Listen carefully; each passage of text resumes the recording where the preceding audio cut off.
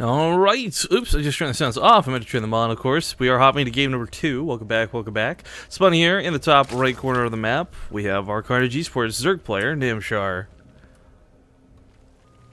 In the bottom right, as the Red Terran, it's MarineLord.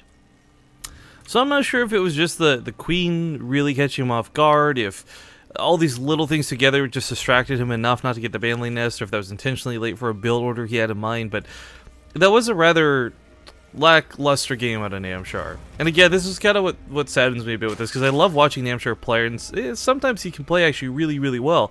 Mind you guys, he's always in like the Go for StarCraft monthly finals, or I guess now the Lycan League monthly finals and things like this. He's an overall good player. I don't know what it is he needs to do to make that step to be a great player, but I would definitely love to see him get there. Yeah, that's something you would have to ask life, I guess. And life would respond, "Why you know all in more? Banlings, please." Yeah, maybe. Just make lings. I don't understand. Well, I refreshed the brackets, and it looks like everyone has been basically walked over. I'm pretty sure there are walkovers. Usually they put a 99 if it's walkover, but here's just a bunch of 2-0s.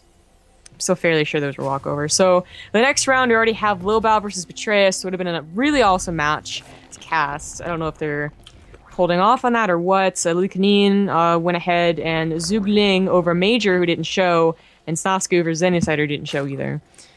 Well, they are only best of 3s over there as well. The semifinals today will both be best of 5s, and the grand finals, of course, will be a best of 7 to wrap it up. So there's even if we miss one of those matches, those juicy matches, there's still a lot of really good ones to be had. And I believe, as usual, we're supposed to cast both semifinals. I haven't actually confirmed that, but either way, the best players will get through, and I think those are going to be the best matches of the day anyways. I don't know, man. I'd say like Major and Zenusite are really bumped up the quality, and also there's the amount of Terrans, right? Because without them, Lycan is our last Terran. You know the funny irony of that, though? This is the European Cup, and it was the North Americans that were hyping it up for us. Yeah, well, no bias or anything. Well, I guess MarineLord, if he gets through, right, he's still the other Terran. And so far he's looking poised to. That and his bracket is looking pretty fantastic, because let's say Bly beats out Grave, or even Grave beats out Bly, because Grave's actually not a bad player. I think MarineLord beats both of those players, quite frankly. Yeah. The only way that gets that setup gets an upset is if Namshar causes an upset, but he's gonna have to defend really well against 2-Rax Reaper. I just realized, yeah, okay, 2-Rax Reaper, but also Lycan could be facing Zugling in this other semifinals. Oh, god damn it. No. For those who don't know, that was the 4-hour-long, not the one we cast, thank god, but the 4-hour-long WCS qualifier match. So, I'm pretty much just going to have to go ahead and ask that they remove Deadwing from the vetoes. Don't even give them the option to veto it or not veto it. It's like auto ban. It's too overpowered. Alright, well, 2-Rax Reaper is now on its way, and I think Namshar's realized what it is. He has speed, like, really quickly. I think he knew what was going to happen on this map, and that's really nice for him.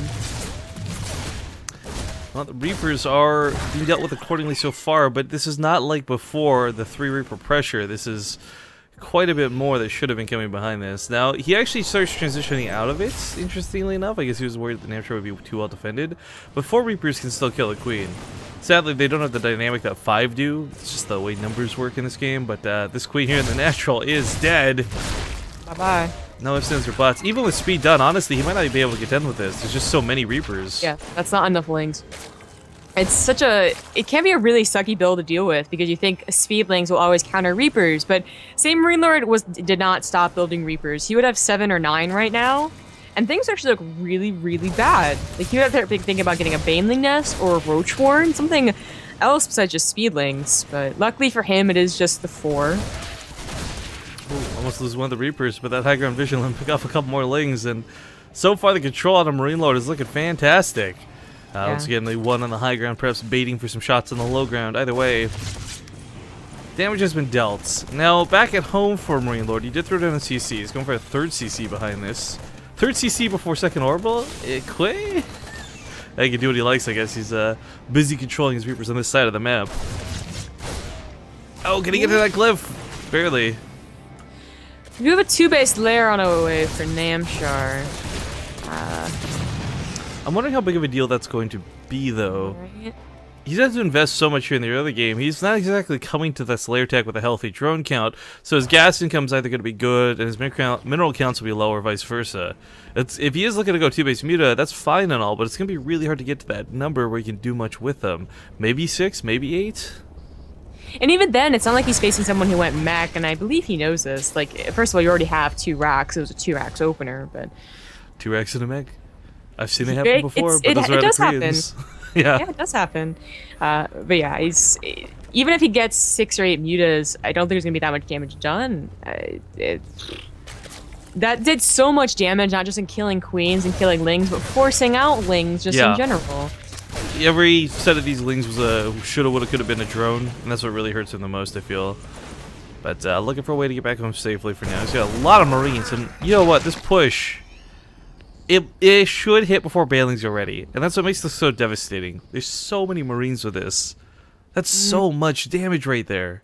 Just barely not. But similar to like sending a bunch of lings in prior to a Zerg who's going mutas, you're gonna force them to put a gas in a Baneling if they want to defend. And I guess he doesn't want to defend.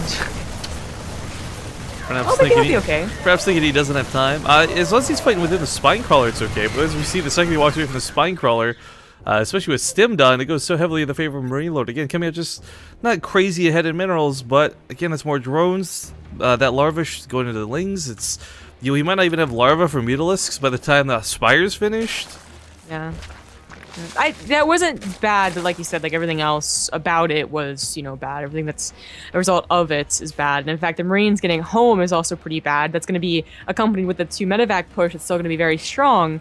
And your mutas, I mean, they might have one chance to go over on the other side of the map and deal some damage, but they're going to have to be your only, like, your major fighting force, because you're not going to have a lot of Banelings. I'm feeling a little bit bad for Namshar, but he does manage, with 10 mutilas, I could see him getting some, like, he's not going to kill MarineLord, but we see people do magic with mutalisks. I'm talking pick off stupid amounts of SCVs, maybe even snipe off on the engineering base if left complacent. I mean, I don't think he's going to straight up kill a base, but the harass potential here is quite nice. Yeah, 14 mutas is way different than 6 or 8. And in fact, MarineLord, I thought he had figured out what the build was, but I guess not. He has no missile turrets. He has no Marines ready. These production facilities, these barracks, could definitely actually die if all the mutas are together. No turret, no hidden widow mines. That's pretty bad. He has to pick up Marines, which is very dangerous. That's so dangerous. That's so dangerous. He knows it too, but the risk was necessary. So flies past the Marines here to the 3rd, picks up a couple more SCVs. Marine count, you're so low, you might have actually been able to take those on. This is absolutely crucial that he buys a lot of time with the mutas. I mean, at one point they were on even workers, and that's just never a good sign for the Zerg play. Not every 10 minutes. Still on pretty even workers too. I mean, this next drone count is going to help accelerate it, but I really would have loved not this Ling run by, but like a Baneling buzz, because if he could really hurt MarineLord's like hugging supply cap right now. If he loses a deep or two, he gets hardcore supply blocked. Yeah. Even the Lings still do a good job. They try to... Oh, I might hit that. Yeah. Very nice. They tried to distract so the mutas could get even further damage, but those widow mines were very nicely placed. And soon, MarineLord, that was the last Ling attack that I can see on the map. The mutas are pretty much... They're scared to go back in, right? So he can start maybe pushing out. What's so depressing about this is like that damage from the widow mines was massive, right? But as we see, the mutas God. Oh, please don't fall for the same trick twice! Namshar! Oh my god! How did that was done? I was gonna ask, actually, do they regenerate enough health by the time the wood mines rearm? They've got a really fast rearm, but oh my god, the Marines are just the killing blow. Oh. You never see that kill like 3 mutas, like that's... Well, it's not only that, but he knew where they were. He knew exactly where they were because he just took the hits from them. Oh god. That was really, really bad. Those mutas were what was going to keep him in this game. I mean, he was up to like, what, 15 or something, and now he's down to 7. That's his best shot. Now, he does still have a lot of Banelings. With speed on creep, could certainly take on this clump of bio. If he does, this might be a way to start getting back into this. But still, trading out gas for Marines, never the best way to use Banelings, unless you can get those massively large hits. 1 for 2, 2 for 1, that's not going to cut it. He's really got to connect well to the Marines, and MarineLord is trying to drag him off with creep. Playing this really well, playing this really smart. This is so many Marines. No Marauders and no Widow Mines. If he gets one good engagement, all of this will just go put on. And then that's when Namshar can drone up like 10 more, start saturating that 4th base, which has not been discovered by MarineLord yet. Well, I like that Namshar takes a... I mean, I don't know if he gets away with this for long, but I like they took it.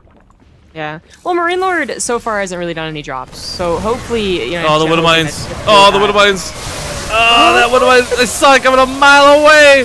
But he still could have been a lot better. He still takes a fairly good engagement off Yeah, this, I would say so. Supply, I mean, like, really good. I didn't think the supply would be so heavily in his favor, but this is not a push-to-win situation for Namshar. This was... You took a good fight. This is your time to squeeze in 2 or 3 drones if you want. Maybe wait for those upgrades, but there's no way he's really going to break that bunker. Not with this many SCVs around, without wasting all of his banelings. If he wastes all of his banelings, then while the Marines kill what's left. But that like completely swung the map like way into his favor. I mean, without Widow Mines in decent position, a lot of Widow Mines, and without Marauders, the banelings were always going to be pretty cost effective. I love that he brought the Overseer this time. A little bit worried about that. Calling for it 3 times in a row. His upgrades are also looking pretty decent. They're only slightly behind that of MarineLord's. MarineLord has not gotten up to that perfect composition of Widow Mine, Marauder, Thor, although he's starting to.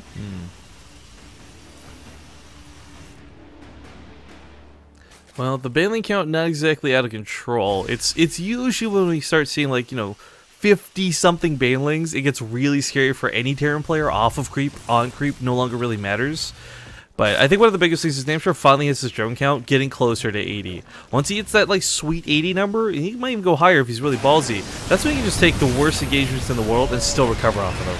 But oh my god, there are Widow Mines slightly out of position. Yeah, but they're also peppered everywhere. However, they're going off on nothing really relevant right now. Ooh, nice shot on the Mutalisks, but the banelings ride right through. That's true. I mean, a lot of SCVs... Well, how many SCVs? Actually, only like 4 SCVs died there. Yeah, so not that bad. Wait. He still had 52 SCVs, which I think is pretty good. One thing is he doesn't have a 4th command center, so if he had a 4th, I'd be like, that was in fact no problem. That was probably worse for Namshar giving me the banelings. But since he doesn't have a 4th, that was pretty good. You know, I was going to say Namshar didn't really invest back into the Mutalisks, and I like that because Thors wouldn't be a threat, but he is now investing back into the Mutalisks, and as a consequence, this means less banelings. I kind of think with the momentum he's got right now, more banelings might just be a way to seal the deal, but the Mutalisks can always go a long way. Never underestimate Mutalisks. Yeah. Well, MarineLord... kind of finding a tough time getting a really great position. Namshar's been really good about spreading that creep back and even further than it was. That's Scando. Well, now you know when the medevac drop's coming. Yeah, so he's going to have to, he's going to keep expanding. Namshar is embracing his inner true. On Catalina, though, it's so hard to keep that 5th base alive. Oh, he's going to be really careful with these mutants. He's always, it just feels like every time we glance over to the mutants, they're out of position, they're infighting. And they're not really picking off too much, but starting to push through. Still not on Hive Tech, but 2-2's done, so he's taking decent scraps against his Marines. We're not quite on 3-3. One of my shots are actually pretty darn good for this, but it's just so much. Gotta go in that bunker. Use it. You got it. Quantity versus quality always is a weird dynamic in StarCraft 2. That's gonna be it. Namshar can push to win right now. He's up by 50 supply.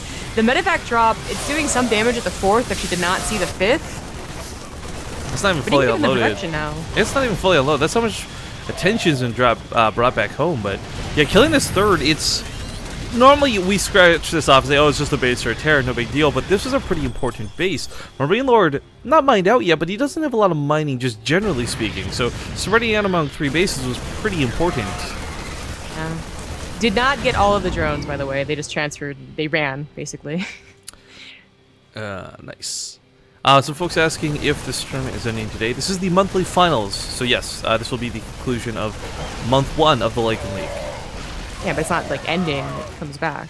Yeah, well, I just meant like for this month, or for February, this is like the end of that.